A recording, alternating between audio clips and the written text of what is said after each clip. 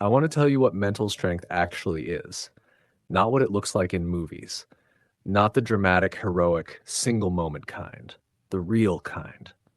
Mental strength is not the absence of difficulty, it is what you build by facing difficulty, repeatedly, deliberately, without running away. Every time you sit down to study on a morning when everything in you wants to stay in bed, you are building mental strength.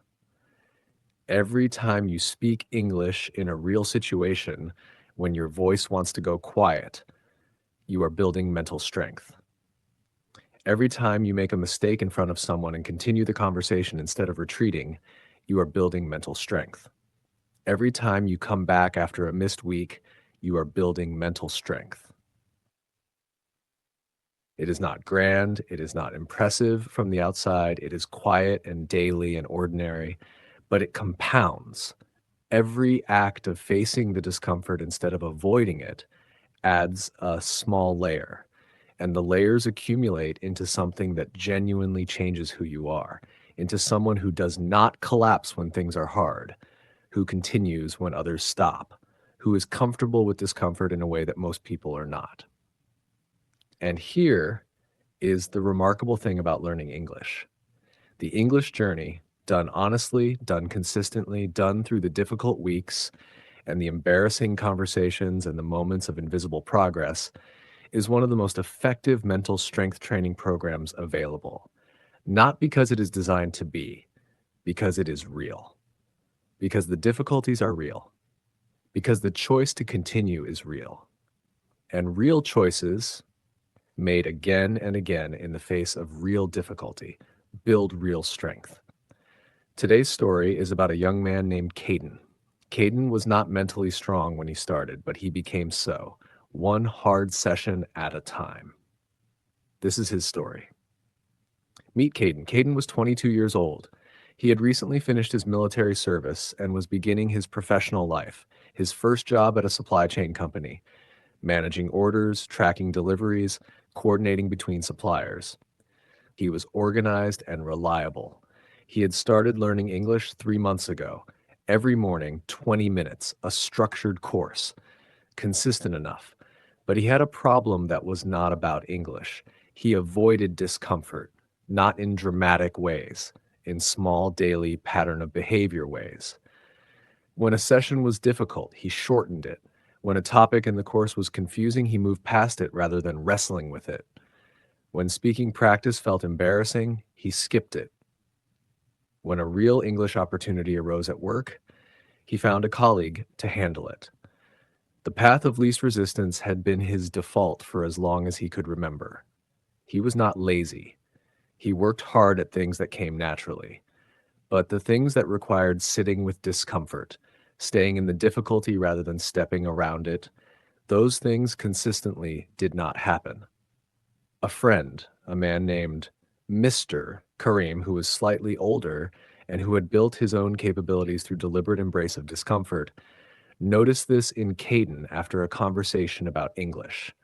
What Mr. Kareem said. Mr. Kareem was 29 years old. He had learned to be comfortable with discomfort through years of deliberate practice, running long distances, learning difficult skills, taking on challenges specifically because they were challenging.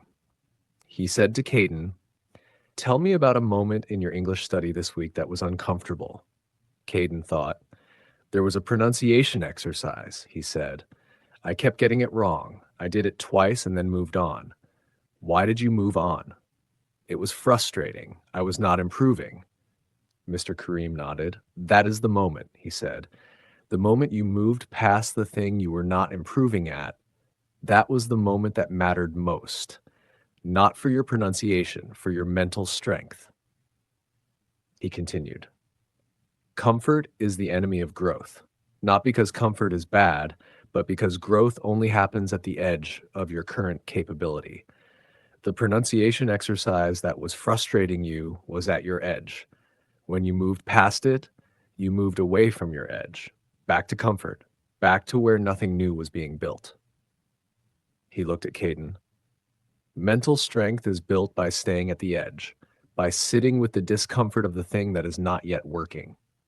by doing the frustrating exercise again and again until it works or until the effort of attempting it has stretched you in ways that will make the next difficult thing slightly easier. He paused. Every time you avoid the discomfort in English, you are not just slowing your English progress, you are training yourself to avoid discomfort. And a person who avoids discomfort consistently becomes someone who cannot handle it when it arrives unavoidably. Lesson 1. Staying in the difficulty. The following week, Caden went back to the pronunciation exercise. He had moved past it. Now he returned. He did it. He got it wrong. He did it again, still wrong in the same way. He felt the familiar pull to move on. He stayed. He listened to the example more carefully. He identified exactly where his production was diverging from the model. He attempted it with that specific adjustment. Still not right. He did it 12 times. On the 12th attempt, it was close. Not perfect. Close enough that the next attempt would be starting from close rather than from wrong. He moved on. But he had stayed for 12 attempts, not 2. He wrote in his notebook, pronunciation exercise. Stayed for 12 attempts, not 2. The discomfort was real. I stayed in it. That is different from everything I usually do. The next day, a grammar point in the lesson that confused him. The old Caden would have read it once, noted the confusion, and continued. This Caden stopped. He read the explanation again. He tried to apply it in a sentence. The sentence was wrong. He read again, applied again. Still not right. He found a different explanation online. Read that. Applied it. Closer, applied it again, right? 7 minutes on one grammar point, not 30 seconds. He was training himself to stay in the difficulty, not because it felt good, because he had decided that the discomfort was the point. The discomfort was the training. Daily English sentences. Repeat after me. I stay in the difficulty. I do not move past it at the first frustration. 12 attempts instead of 2. That is the mental strength practice. The discomfort is the point. The discomfort is the training. 7 minutes on one grammar point, not 30 seconds. I return to the thing I moved past. I face it properly. Staying is the practice. Everything else follows from staying. The frustrating thing is the thing that matters most. I stay with it. Lesson 2. The embarrassing conversation. Month 2. Caden had an English opportunity at work. An international driver arrived at the supply company's warehouse. He needed to confirm a pickup time and had a question about the documentation. Caden's colleague, who usually handled these situations, was on a break. It was Caden and the driver. He felt the discomfort immediately, the familiar pull to find another colleague, to find an excuse to let the situation resolve without him. He thought about Mr. Kareem. He thought about 12 pronunciation attempts, about 7 minutes on one grammar point. He stepped toward the driver. He spoke. His English was not smooth. He paused twice to find words. He used a simpler sentence structure than the thought he was trying to express. The driver asked him to repeat one thing, but the exchange happened. The pickup time was confirmed. The documentation question was answered. The driver said, "Thank you. See you Thursday." Caden went back to his desk. His face was slightly warm. The exchange had been imperfect and visible, and he had felt every imperfection in it. But it had happened. He had not run. He wrote in his notebook, "The driver today. I stepped toward the discomfort instead of away. Face warm. Exchange imperfect. Happened." He said, "See you Thursday." I stayed in it. That is the practice. Daily English sentences. Repeat after me. I stepped toward the discomfort, not away from it. Face warm. Words imperfect. Exchange happened. That is enough. He said, "See you Thursday." I stayed in the discomfort, and it worked. The imperfect real exchange is worth more than the avoided perfect one. I did not run. That is the practice. That is the mental strength. Every real conversation faced builds the next one easier to face. I step toward it every time. That is who I am becoming. Lesson 3. The hard week. Faced month 4. Caden had his hardest week. a family difficulty that required his attention and emotional energy. Work was demanding. His sleep was disrupted. His mental resources were genuinely depleted. The old Caden would have skipped the English sessions, would have told himself, I will catch up next week when things are better. This Caden had a different conversation with himself. He thought about what Mr. Sfred Kareem had said. A person who avoids discomfort consistently becomes someone who cannot handle it when it arrives unavoidably. The hard week was unavoidable. It had arrived. And the English session, the 20 minutes, was a small, manageable, specifically sized piece of discomfort. Not large, not overwhelming. He could do 20 minutes even in this week.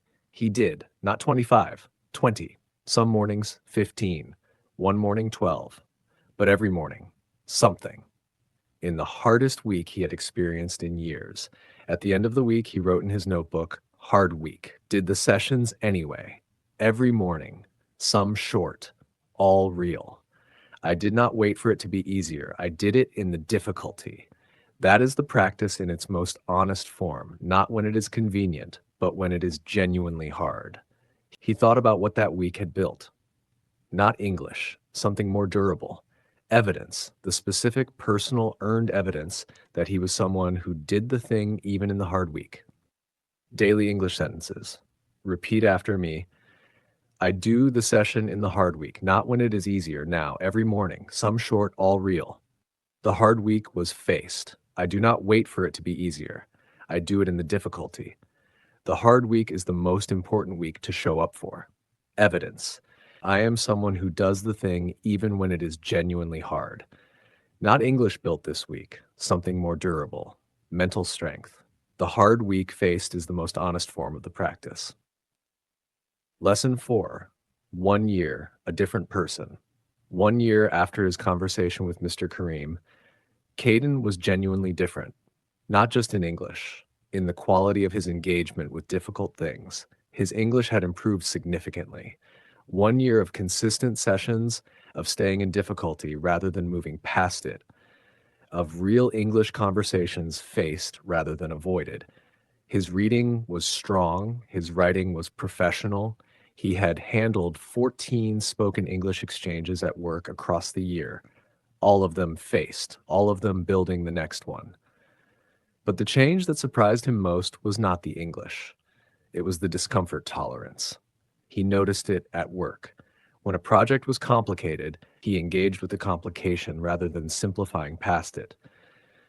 When a colleague raised a difficult issue, he stayed in the conversation rather than deflecting.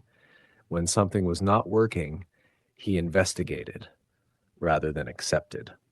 The practice of staying in English, discomfort had transferred, not because English and work were the same, because the mental pattern, face the difficult thing rather than step around it, had been trained so consistently that it had become his default, not his exception, his default. He wrote in his notebook, Year 1, English strong, but more than English, I am different in how I engage with difficulty. I stay now. I face now.